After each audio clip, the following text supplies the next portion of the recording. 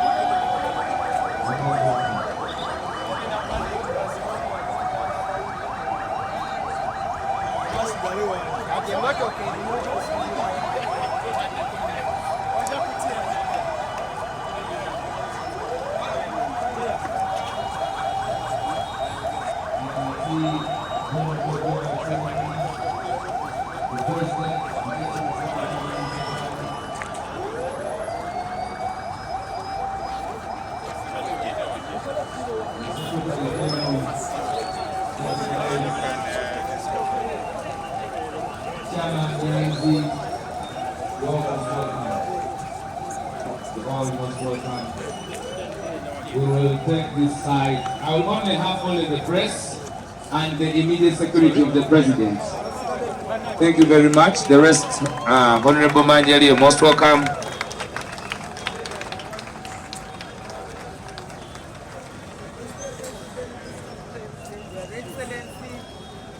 You're most welcome.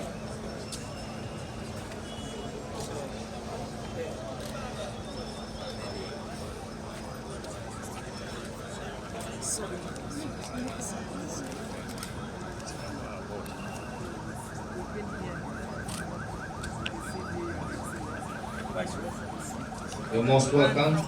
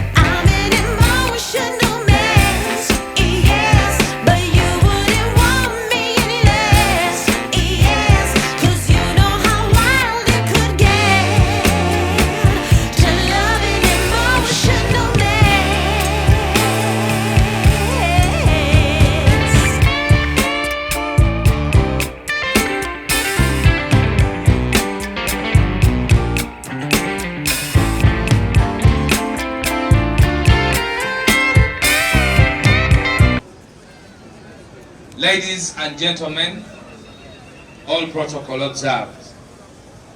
Amidst us, we shall now start the function that we shall hold very briefly because of time, but also most importantly, because we will not be able to be with us, the body of the late Anthony Wameli, because it has been referred to Mulago Hospital for post-mortem. Omubiri gwa Anthony Wameli tetujja kusobola kuba nagwo wano leero kati kubanga bagurifarinze gutwaliddwa e Mulago okubanga gukolebwako post-mortem gye bajja okutuwako report ku later stage. Twagala okwebaza bannayuganda mwenna abali mu nsonga eno ey'okulaba nti tuwerekera muganda waffe mu kitiibwa wakati mu kulagirwa President His Excellency Robert Kyagulanyi Ssentamu nti muganda waffe Wameli aweebwe era awerekerwe mu bitiibwa byonna eby'ekibiina ekya National Unity Platform. Wameli leader era yatuva ku maaso oluvannyuma lw'omwaka nga mulamba nga ali mu kufuna bujjanjabi mu ggwanga lya Amerika.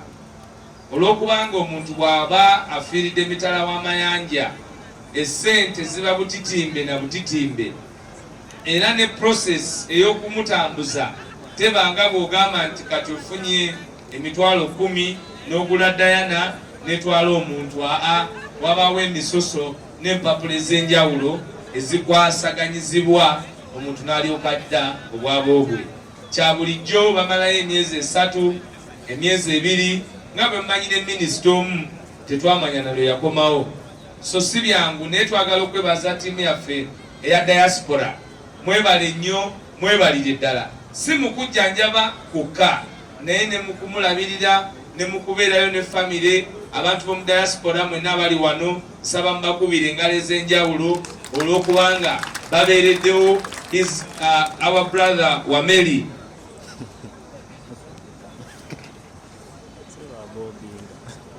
Mr. President, Lord Mayor, twabadde dda naye twayogedde dda ebigambo ng'era bwe ndi musajjawo nabimugambye dda nti bwe ba Madrid ng'abasambi bonna bakansa tewali nsonga yonna nga ttiimu eri mu kibanda nga yakulembedde Joel Ssenyonyi ayita mu 7 Wayiso alebeetera mu 6 ate lwaki mu 9 tetuteeka mu lukwago tetubanga bannayuganda tebaba na nyonta y'amaanyi. Naye ebyo Jole Mugisha aŋŋaanye obyogera nti SG David Lewis ajja kunnyombesera sibyogedde naye nkulipootingidde nti ttiimu yo weeri okumusayininga ate n'ennamba ye wankubadde akaama nti omujoozi nagwo guliko erinnya Lukwago. Kakati yambala kusokisi za leedi owulire bwe zitulisa. Tuli mu kuwerekera senior council Lord Mayor kitange ndi waddembe okwogera ebigambo byonna. Mukama Katonda yeebale. Mukama mulungi ekiseera kyonna.